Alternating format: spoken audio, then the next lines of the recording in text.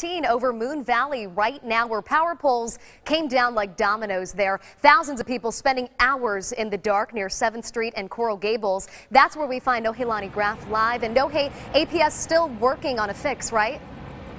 Kim, there are still about a dozen APS trucks out here. They have the floodlights out so they can see what they're doing. And just behind these trucks here, you can see the guys using a little elbow grease there. They are digging a hole in the ground where they already sent in a big drill, and they've got another pole that's basically on a crane that they're eventually going to lift in there. All told, there are about 4 poles that had to be worked on that just came down, pulled down in the height of the storm. And I want to show you some video so that you can get a closer look of exactly what crews are doing once they get those poles back on track. The linemen are headed into the bucket. They're tightening up those lines. According to APS, 1,900 people without power at the height of the outage out here in Moon Valley.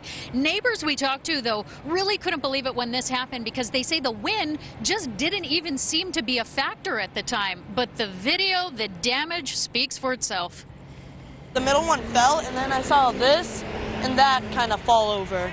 This wasn't all the way down, it was kind of tipped. I heard this loud boom, and I turn around, and there's this pole right in front of me, right? This pole. And I'm just going, oh my gosh.